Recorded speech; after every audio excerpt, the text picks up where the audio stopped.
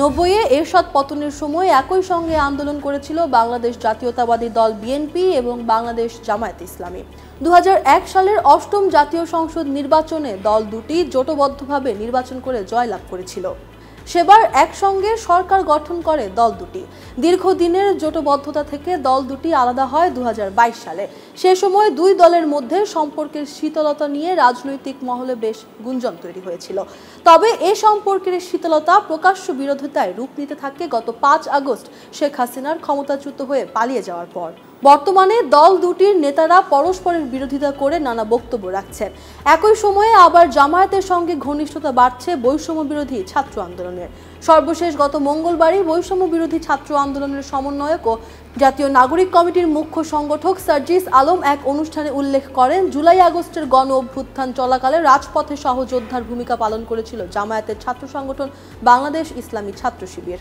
আবার জামায়াতের সর্বোচ্চ পর্যায় থেকেও বিভিন্ন সময় বৈষম্য বিরোধী ছাত্র আন্দোলনের বা জাতীয় নাগরিক কমিটির সঙ্গে একযোগে কাজ করার বিষয়ে বক্তব্য এসেছে।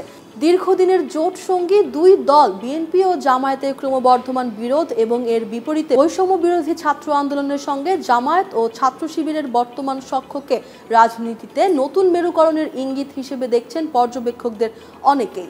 অন্তর্বর্তী সরকারের ক্ষমতা গ্রহণের পর থেকেই নির্বাচন প্রসঙ্গে বিএনপি জামায়াত ভিন্ন অবস্থান নিয়েছে। যৌক্তিক সময়ে নির্বাচন আয়োজনের দাবি করছে বিএনপি।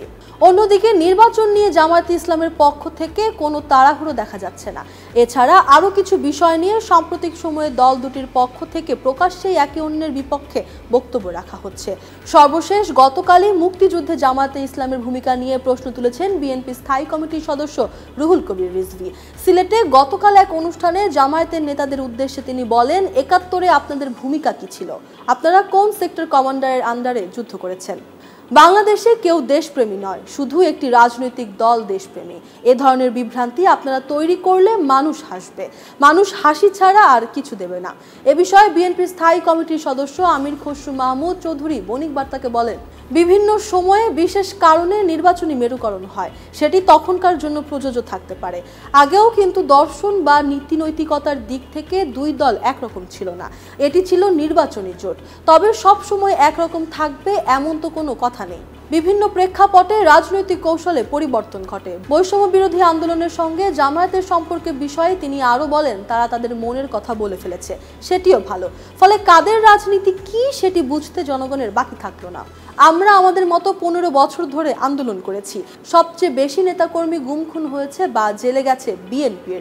60 লাখের ওপর বিএনপির নেতাকর্মী মিথ্যা মামলার শিকার হয়েছে। সুতরাং আমাদের সঙ্গে আর কারো তুলনার দরকার নেই। অতীতে জামায়াতের সহায়তা ছাড়া বিএনপির জন্য সরকার গঠন সম্ভব ছিল না বলে মনে করছেন জামায়াতে ইসলামীর কেন্দ্রীয় প্রচার সম্পাদক মতিউর রহমান আকন্দ। তার ভাষ্য মতে, অতীতে বিএনপি যখন সরকার গঠন করেছে তখন জামায়াতের নিঃশর্ত সমর্থন ছিল। জামায়াতের সমর্থন ছাড়া সরকার গঠন করা সম্ভব ছিল না। কিন্তু এর আগে 1991 থেকে 1996 সালের মধ্যে ইসলামী ছাত্র শিবিরের 46 জনের বেশি নেতাকে হত্যা করেছিল ছাত্রদল। এগুলো ইতিহাস।